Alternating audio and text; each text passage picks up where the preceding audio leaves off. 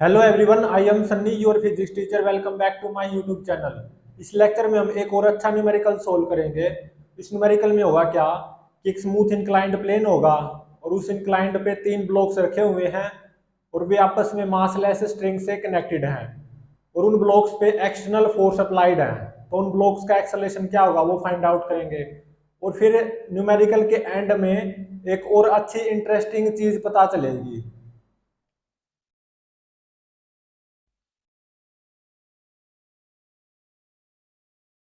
इस न्यूमेरिकल में क्या गिवन है, मान लो ये एक स्मूथ इंक्लाइंड है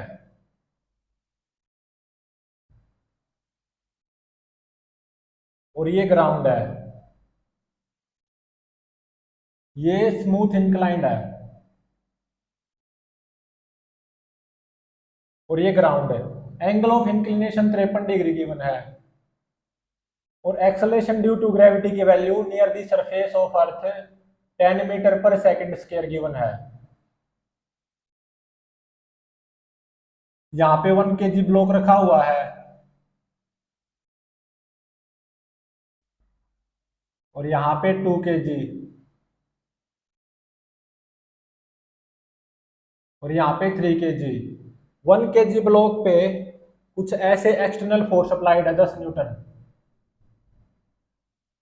और 2 kg ब्लॉक पे कुछ ऐसे down the inclined plane 6 newton external force applied है और 3 kg ब्लॉक पे अप द इंक्लाइंड कुछ ऐसे एक्सटर्नल फोर्स अप्लाइड है 39 Newton.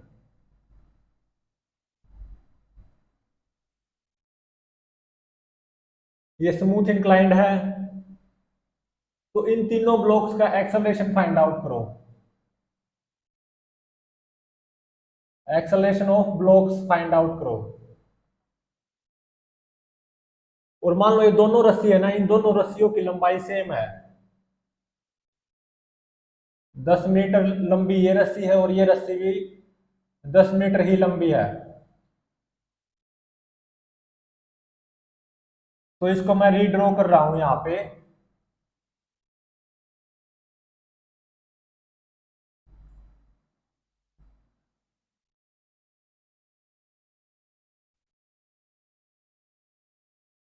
Angle of inclination 53 degree given है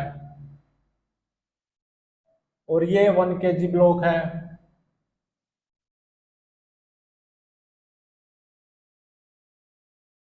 और ये 2 kg ब्लॉक है और ये 3 kg ब्लॉक है। 1 kg ब्लॉक के ऊपर देखो, एक तो 10 न्यूटन ऐसे एक्सटर्नल फोर्स अप्लाइड है और एक 1 kg पे mg आएगा 10 न्यूटन। उसको दो कंपोनेंट में तोड़ दो, 10 cos 53 और 10 sin 53। तो एक तो हो जाएगा 10 cos 53, वो कितना हो जाएगा 6 न्यूटन और 10 sin 53 कितना हो जाएगा 10 चौक 40 भाग में 5 8 न्यूटन। और एक आएगी normal reaction by inclined on 1 kg N1, वो 6 न्यूटन आएगी। और इस 1 kg को देखो, 10 न्यूटन ऐसे अप्लाइड है, 8 न्यूटन ऐसे। तो इन दो फोर्सेस की जगह मैं एक फोर्स अप्लाई कर सकता हूं। इन दो फोर्सेस के इक्विवेलेंट एक force up the inclined 10 - 8 2 Newton का।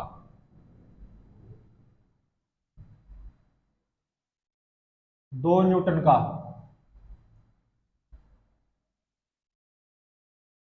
अब देखो 2 kg ब्लॉक, एक तो एक्सटर्नल फोर्स अप्लाइड है ऐसे 6 न्यूटन और एक mg आएगा 2 kg ब्लॉक पे 20 न्यूटन। उसको दो कंपोनेंट में रिजोल्व कर लो,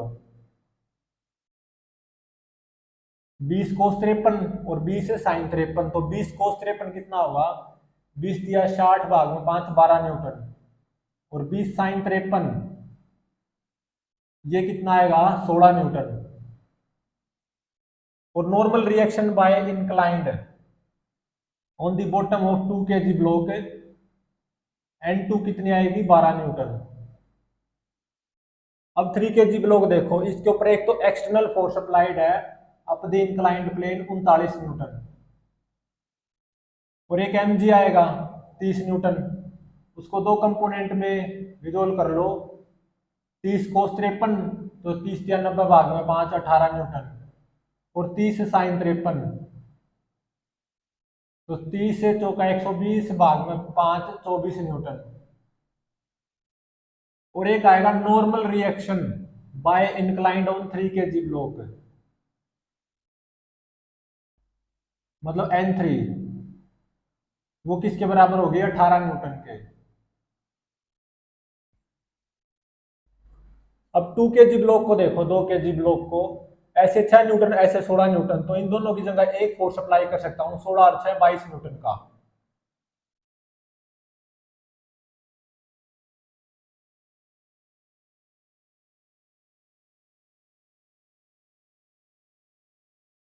अब 3 kg ब्लॉक को देखो, ऐसे 24 न्यूटन, ऐसे 39 न्यूटन, 39 न्यूटन बड़ा है ना 24 न्यूटन से, तो इन दोनों फोर्सेज के इक्विवेलेंट में अकेला एक फोर्स लगा सकता हूँ, 39 - 24 15 न्यूटन का up the inclined plane,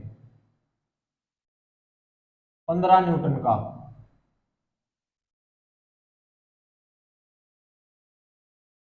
up the inclined plane. अब देखो मैं इस इंक्लाइंड प्लेन को ऐसे बना रहा हूं, ये वाला इंक्लाइंड मैंने ऐसे मान लिया ताकि न्यूमेरिकल को सोल्व करना आसान हो बस। तो ये डायरेक्शन क्या हो जाएगी? Down the inclined plane.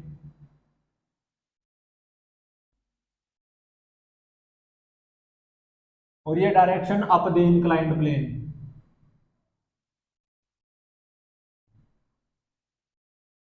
1 kg।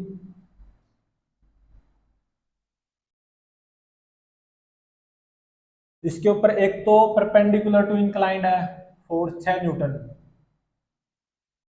और एक normal reaction by inclined on 1 kg block 6 newton ही, और एक अप द इंक्लाइंड है, फोर्स 2 न्यूटन।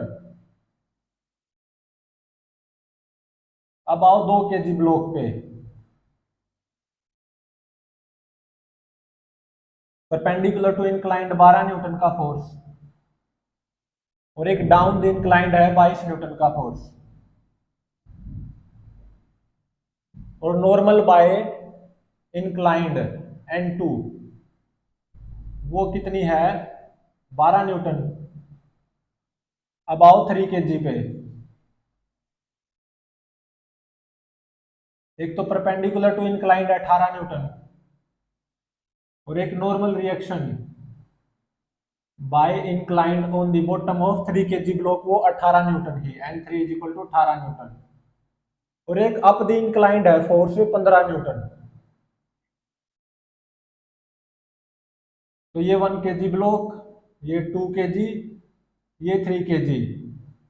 मैंने यहाँ पे कोई टेंशन फोर्स नहीं दिखाया ब्लॉक्स पे, क्योंकि मुझे खुद ही नहीं पता कि इन रस्सियों में कोई टेंशन आएगी भी या नहीं, इसलिए मैं यहाँ पे भी रस्सी को बना तो रहा हूँ, लेकिन कोई टेंशन फोर्स नहीं दिखा रहा, क्योंकि मुझे खुद ही नहीं पता कि इन रस्सियों में कोई टेंशन आएगी भी या नहीं। तो मान लो इस रस्सी का नाम दे दिया मैंने ए, और इस रस्सी का नाम दे दिया मैंने बी, तो ये ए रस्सी हो जाएगी, ये बी रस्सी, तो ये ए स्ट्रिंग होगी और ये बी स्ट्रिंग होगी।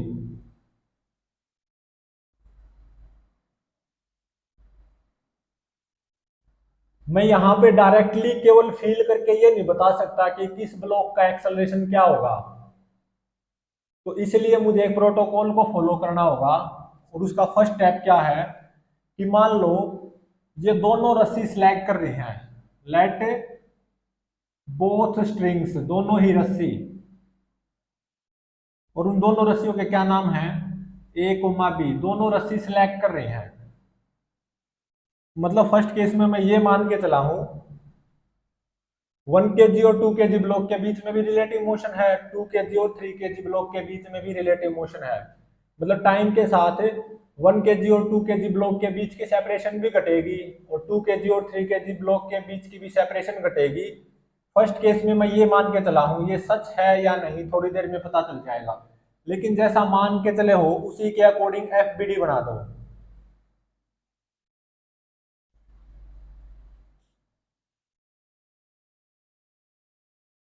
ये 1 kg ब्लॉक, ये 2, ये 3 kg। यहाँ पे और यहाँ पे दोनों जगह मैंने रस्सी स्लैग मानी है। स्लैग रस्सी में कोई टेंशन नहीं होती, तो इस रस्सी को दिखाओ ही मत सबसे अच्छा। तो 1 kg ब्लॉक पे 2 न्यूटन है up the inclined force, 2 kg पे डाउन द इंक्लाइंड है 22 न्यूटन, 3 kg पे अप द इंक्लाइंड 15 न्यूटन। तो 1 kg का एक्सेलरेशन अप द इंक्लाइंड होगा कितना, दो भाग में, 2 मीटर पर सेकंड स्क्वायर। 2 kg ब्लॉक का acceleration down the inclined plane होगा 22 भाग में 2, 11 मीटर पर सेकंड स्क्वायर। 3 kg ब्लॉक का acceleration up the inclined plane होगा कितना, 15 भाग में 3, 5 मीटर पर सेकंड स्क्वायर।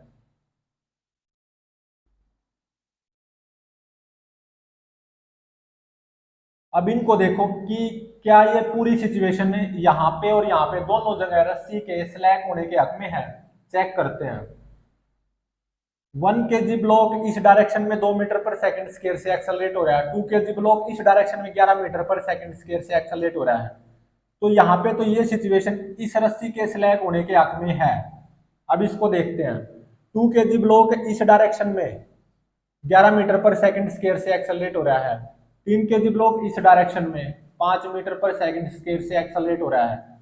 तो क्या यहाँ पे ये सिचुएशन इस रस्सी के स्लैक होने के हक में है? नहीं है। तो इसका मतलब फर्स्ट केस क्या है, गलत है। तो फर्स्ट केस में हमने ये माना कि यहाँ पे भी रस्सी स्लैक होगी, यहाँ पे भी रस्सी स्लैक होगी, तो यहाँ पे तो नहीं होती स्लैक, तो दोनों जगह रस्सी स्लैक मानी थी। ये केस क्या निकला, गलत। कंप्लीट फेवर में होगा ना तो जाके स्टेप पूरा सही होगा। अब सेकंड केस मानते हैं, लेट ओनली ए स्ट्रिंग, केवल ए स्ट्रिंग सिलेक्ट कर रही है, मैं ऐसा मान के चल रहा हूं। मतलब ए स्ट्रिंग सिलेक्ट कर रही है, बी स्ट्रिंग को मैं सिलेक्ट नहीं मान रहा सेकंड केस में। तो जहां पे रस्सी को आप सिलेक्ट मान रहे हो वहां पे रस्सी को दिखाओ ही मत। ए रस्सी को सिलेक्ट माना, बी रस्सी को सिलेक्ट नहीं मानना, तो बी रस्सी दिखानी पड़ेगी। स्लैक स्ट्रिंग में कोई टेंशन नहीं होती, तो इस रस्सी को दिखाओ ही मत, क्योंकि यहाँ पे स्लैक मान रखी है ना, ए रस्सी स्लैक मान रखी है। ये 1 kg ब्लॉक, ये 2 kg, ये 3 kg। 1 kg ब्लॉक पे ऊपर 2 न्यूटन फोर्स, 2 kg ब्लॉक पे 22 न्यूटन, 3 kg ब्लॉक पे 15 न्यूटन। तो मैंने यहाँ पे रस्सी को स्लैक नहीं माना, तो एक बार इसी को चेक कर लेते हैं अलग से कि यहाँ पे रस्सी स्लैक होगी या नहीं।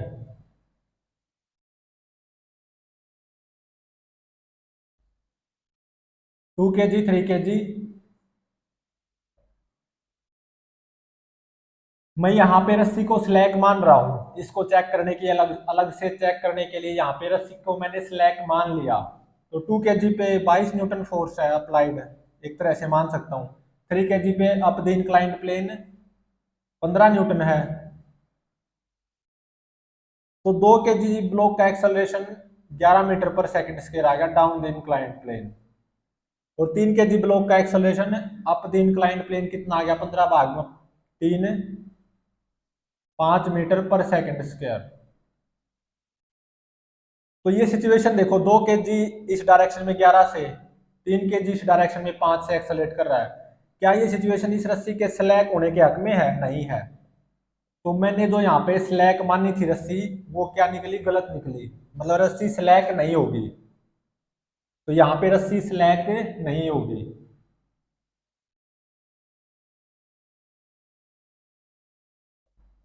तो मैं इस पूरे को, इतने को, इस 5 kg का एक सिस्टम मान सकता हूं इसको, क्योंकि यहाँ पे रस्सी स्लैक नहीं हो रही। दोनों टुगेदर एक्सेलेट करेंगे, 2 kg और 3 kg ब्लॉक, अभी तक इस पर्टिकुलर केस में, क्योंकि ये रस्सी स्लैक नहीं मिली मुझे, तो इस पूरे को 5 kg का एक सिस्टम मान सकता हूँ। ये टुगेदर एक्सेलरेट होगा विद सेम कॉमन एक्सेलरेशन, ये 5 kg का। इस पूरे सिस्टम के ऊपर नेट फोर्स देखो किस डायरेक्शन में आएगा, 22 माइनस 15, 7 न्यूटन इस डायरेक्शन में, क्योंकि 22 बड़ा है 15 से। तो ये सिस्टम 5 kg का, ये जो सिस्टम है ये इस डायरेक्शन में down the inclined plane accelerate होगा कितने एक्सेलरेशन से, 22 - 15, 7 भाग में मास 5, तो 7 भाग में 5 कितना होता है, 1.4 मीटर पर सेकंड स्क्वायर एक्सेलरेशन से। ये दोनों block down the inclined plane 1.4 metre पर सेकंड स्क्वायर कॉमन एक्सेलरेशन से एक्सेलरेट होंगे। अब 1 kg ब्लॉक देखो, इसके ऊपर तो net force up the inclined plane है 2 न्यूटन, तो 1 kg block up the inclined plane accelerate होगा इस डायरेक्शन में 2 भाग में 2 मीटर पर सेकंड स्क्वायर एक्सेलरेशन से। अब इसको और इसको देखो, इस सिचुएशन को, 2 kg ब्लॉक का एक्सेलरेशन इस डायरेक्शन में 1.4, 1 kg ब्लॉक का एक्सेलरेशन इस डायरेक्शन में 2 मीटर पर सेकंड स्क्वायर। क्या ये सिचुएशन यहाँ पे रस्सी के स्लैक होने के हक में नहीं है? बिल्कुल है। तो ये रस्सी क्या होगी, स्लैक होगी, मतलब ठीक है।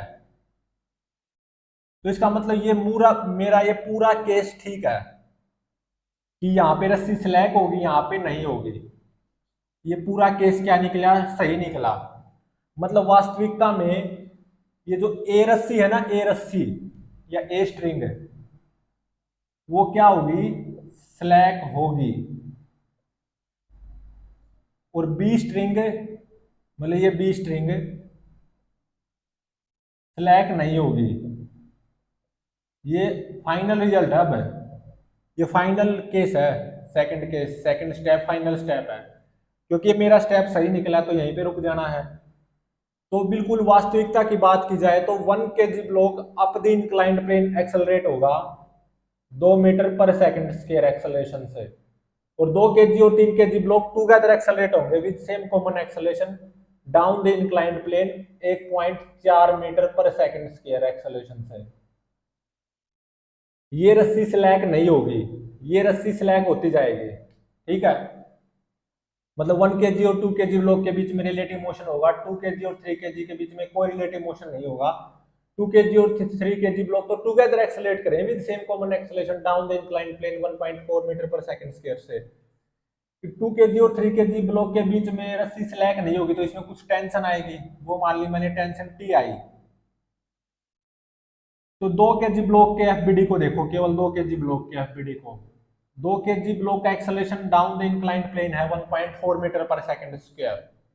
तो 2 kg ब्लॉक के ऊपर net force down the inclined plane ही आना चाहिए, और यहां से कितना आ रहा है एफबीडी से, 22 - T is equal to mass 2, acceleration 1.4। तो टेंशन की वैल्यू कितनी आई, 22 - 2.8, तो ये आती है 19.2 न्यूटन। मतलब इस रस्सी में टेंशन होगी, और कितनी होगी, 19.2 न्यूटन। बी रस्सी में टेंशन होगी, ये स्लैक नहीं करेगी, और इस रस्सी में टेंशन कितनी होगी, 19.2 न्यूटन। टेंशन की वैल्यू कितनी आई, 19.2 न्यूटन। कौन सी रस्सी में टेंशन होगी, ऊपर वाली रस्सी में। मतलब ये रस्सी स्लैक नहीं होगी, इस रस्सी में टेंशन 19.2 न्यूटन बनी रहेगी, ये रस्सी स्लैक होती जाएगी। मतलब 1 kg और 2 kg ब्लॉक के बीच की सेपरेशन कम होती जाएगी लगातार, 2 kg और 3 kg ब्लॉक के बीच की सेपरेशन सेम बनी रहेगी। मतलब इस रस्सी में टेंशन आएगी 19.2 न्यूटन, ये रस्सी तो स्लैक होती जाएगी लगातार, क्योंकि 1 kg और 2 kg ब्लॉक के बीच की सेपरेशन घटती जाएगी। क्यों?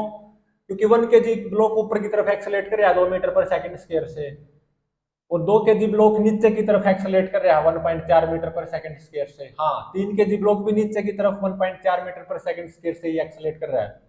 तो क्या 1 kg और 2 kg ब्लॉक के बीच में कोलिजन नहीं होगा? बिल्कुल होगा।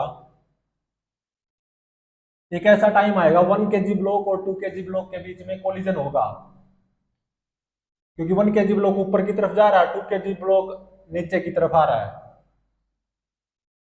तो at t is equal to 0 पे देखो क्या है सिचुएशन,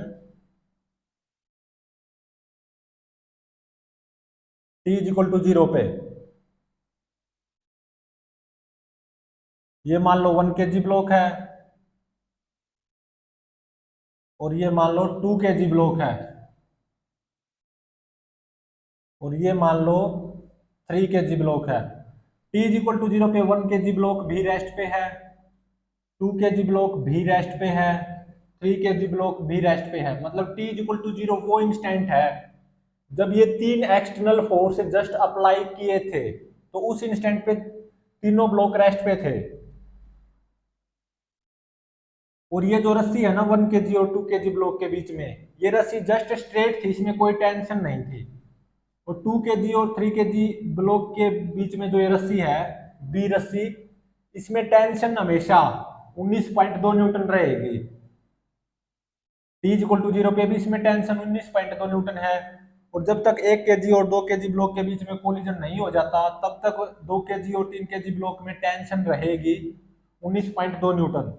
लेकिन इस रस्सी में टी इक्वल टू 0 पे कोई टेंशन नहीं है, लेकिन ये जस्ट स्ट्रेट है। और 1 kg block with respect to ground frame बोलो तो up the inclined plane accelerate कर रहा है 2 मीटर पर सेकंड स्क्वायर से। और 2 kg block down the inclined plane 1.4 metre पर सेकंड स्क्वायर एक्सेलरेशन से। 3 kg ब्लॉक भी down the inclined plane 1.4 metre पर सेकंड स्क्वायर एक्सेलरेशन से। मतलब दोनों ब्लॉक्स के बीच में कोई रिलेटिव मोशन नहीं है, तो 2 kg और 3 kg दोनों ब्लॉक के बीच की सेपरेशन सेम रहेगी। ये दोनों इकट्ठे चलेंगे ऐसे, और 1 kg ब्लॉक इस तरफ आएगा, तो 2 kg और 1 kg ब्लॉक यहाँ पे टकराएंगे, कोलिजन होगा। मतलब ये रस्सी स्लैक होती जाएगी, ये रस्सी स्लैक नहीं होगी। इस रस्सी में हमेशा टेंशन बनी रहेगी 19.2 न्यूटन, जब तक 1 kg और 2 kg ब्लॉक के बीच में कोलिजन नहीं हो जाता।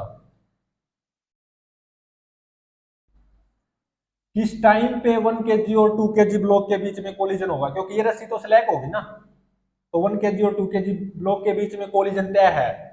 लेकिन किस टाइम पे होगा वो निकालते हैं using relative motion. 2 kg block के ऊपर चीटी बनकर बैठ जाओ। एक चीटी 2 kg ब्लॉक के ऊपर चिपक कर बैठी हुई है। इस डायरेक्शन को मैं नेगेटिव लूंगा, इस डायरेक्शन को पॉजिटिव। अब ये चीटी 1 kg ब्लॉक के मोशन को ऑब्जर्व करेगी। मतलब relative motion of 1 kg block with respect to चीटी बोल दो या 2 kg ब्लॉक। तो acceleration of 1 kg block with respect to चीटी या with respect to 2 kg block वो क्या होगा? Acceleration of 1 kg block with respect to ground frame वो कितना, +2, minus acceleration of 2 kg block with respect to ground frame वो कितना है, -1.4। तो ये कितना आ गया, 3.4 मीटर पर सेकंड स्क्वायर प्लस 3.4 मीटर पर सेकंड स्क्वायर। अब देखो t इज इक्वल टू 0 पे दोनों तीनों ही ब्लॉक रेस्ट पे हैं एक्चुअली। तो t इज इक्वल टू 0 पे इससे 1 kg ब्लॉक की वेलोसिटी विद रिस्पेक्ट टू जीटी बोल दो या with respect to 2 kg block क्या होगी, 0। मतलब जब ये चीटी 1 kg ब्लॉक को देखेगी ना, उसको ऐसा लगेगा कि ये 1 kg ब्लॉक तो मतलब चीटी की तरफ आ रहा है फ्रॉम रेस्ट विद 3.4 मीटर पर सेकंड स्क्वायर एक्सेलरेशन। और इस रस्सी की लंबाई कितनी है, 10 मीटर। और ये रस्सी भी कितनी लंबी है, 10 मीटर। तो जब 1 kg ब्लॉक 2 kg ब्लॉक को टकराएगा तो क्या चीटी को ऐसा नहीं लगा, चीटी के फ्रेम में, कि 1 kg ब्लॉक उसकी तरफ चल के आया 10 मीटर। तो चीटी के फ्रेम में S is equal to UT plus half T square लगा दो। एस कितना, 10। U velocity at T is equal to 0 1 kg block की विद रिस्पेक्ट टू चीटी वो क्या है, 0। मतलब half acceleration of 1 kg block with respect to चीटी वो कितना, 3.4 इंटू में टी स्क्वायर। तो यहां से टाइम की कितनी वैल्यू निकल के आएगी, 2.425 सेकेंड। मतलब at T is equal to 2.425 second पे कोलिजन होगा किन ब्लॉक्स के बीच में, जिन ब्लॉक्स के बीच की रस्सी स्लैक हो रही है। और यहाँ पे तो केवल 1 kg और 2 kg ब्लॉक के बीच की ही रस्सी स्लैक हो रही है ना, इसमें तो टेंशन बनी रहेगी इस रस्सी में तो 19.2 न्यूटन, जब तक 1 kg और 2 kg ब्लॉक के बीच में कोलिजन नहीं हो जाता। तो कोलिजन किन के बीच में होगा, 1 kg और 2 kg ब्लॉक के बीच में, और इस टाइम पे होगा। तो at T is equal to 2.425 second पे, just before collision between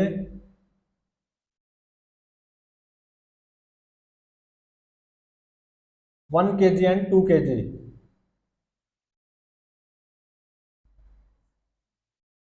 1 kg और 2 kg ब्लॉक के बीच में collision T is equal to 425 second पे होगा। लेकिन हम कौन सी सिचुएशन डील करेंगे, just before collision between 1 kg and 2 kg block at T is equal to 2.425 second.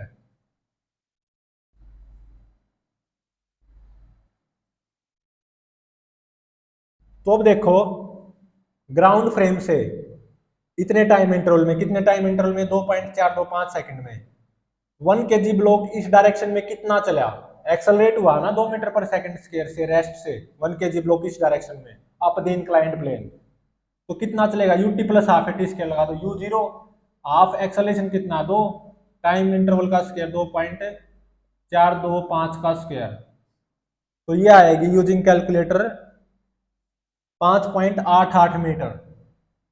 तो 1 kg ब्लॉक कितना चला होगा, 5.88 मीटर, जब इन दोनों ब्लॉक्स के बीच में कोलिजन होने वाला होगा। तो 2 kg ब्लॉक यहां से इस डायरेक्शन में एक्सेलरेट होता होता डाउन द इंक्लाइंड प्लेन यहां पे पहुंचा होगा जब इनके बीच में कोलिजन होने वाला होगा जस्ट। तो 2 kg ब्लॉक कितना चला,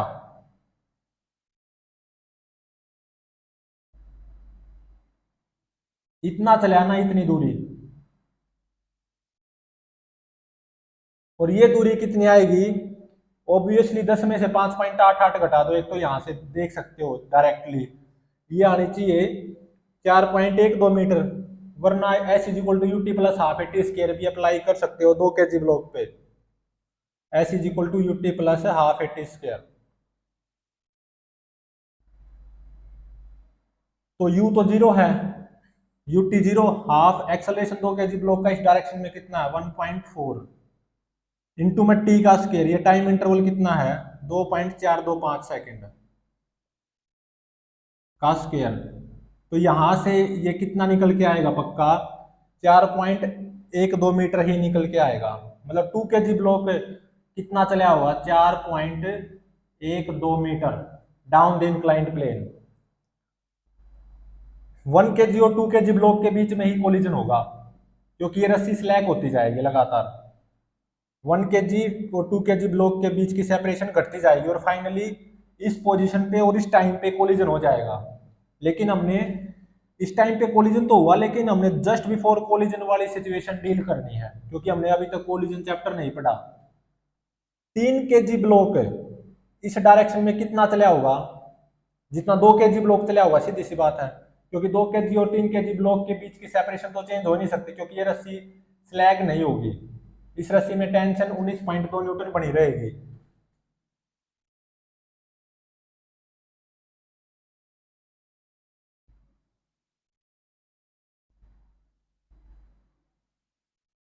तो देख लो 3 kg ब्लॉक ये भी कितना चला होगा 4.12 मीटर,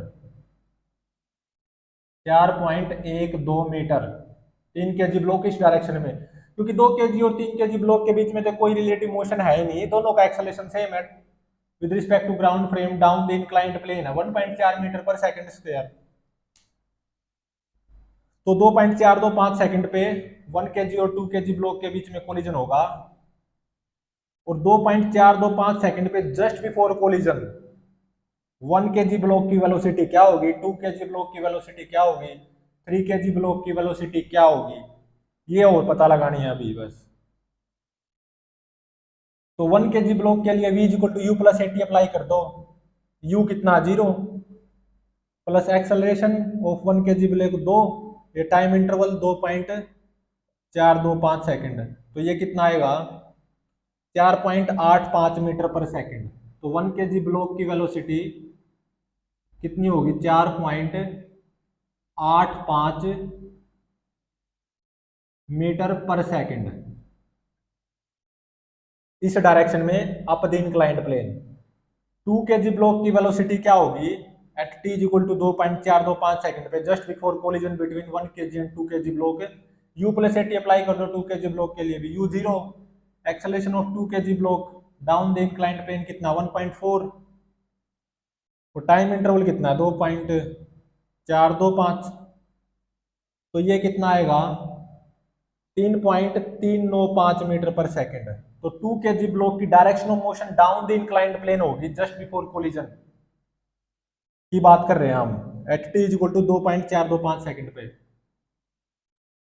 और वेलोसिटी कितनी होगी, रफ्तार कितनी होगी, वेलोसिटी का मैग्नीट्यूड 3.395 मीटर पर सेकेंड।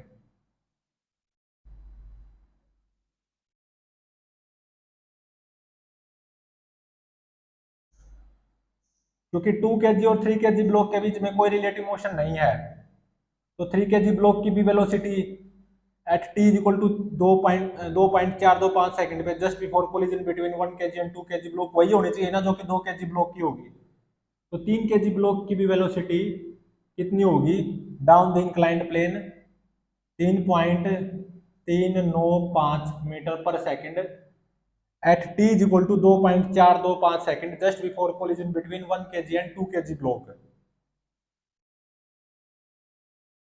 तो यहां से कुछ ऊपर की तरफ, कितना ऊपर 5.88 मीटर जब 1 kg ब्लॉक चलेगा ना आप इंक्लाइन प्लेन, तब 1 kg और 2 kg ब्लॉक के बीच में कोलिजन होगा। 2 kg ब्लॉक नीचे आया होगा इस पॉइंट से, जब ये रेस्ट पे था कितना नीचे आया होगा 4.12 मीटर, और 1 kg ब्लॉक ऊपर गया होगा कितना 5.88 मीटर। तो कुछ यहाँ पे इनके बीच में कोलिजन होगा किस टाइम पे 2.425 सेकंड पे। तो 3 kg ब्लॉक भी नीचे की तरफ कितना आया होगा 4.12 मीटर, क्योंकि 2 kg और 3 kg ब्लॉक के बीच में कोई रिलेटिव मोशन नहीं है। दोनों का acceleration with respect to ground frame देखें तो डाउन द इंक्लाइंड प्लेन है 1.4 मीटर पर सेकंड स्क्वायर, मतलब ये रस्सी स्लैक नहीं होगी, इस रस्सी में टेंशन बनी रहेगी कितनी 19.2 न्यूटन, ये रस्सी स्लैक होती जाएगी, मतलब 1 kg और 2 kg ब्लॉक के बीच में सेपरेशन कम होती जाएगी, और फाइनली एक ऐसा टाइम आएगा जब 1 kg और 2 kg ब्लॉक के बीच की सेपरेशन जीरो हो जाएगी, मतलब दोनों कोलाइड कर जाएंगे यहाँ पे, यहाँ से 5.88 मीटर ऊपर 1 kg और 2 kg ब्लॉक के बीच में कोलिजन होगा।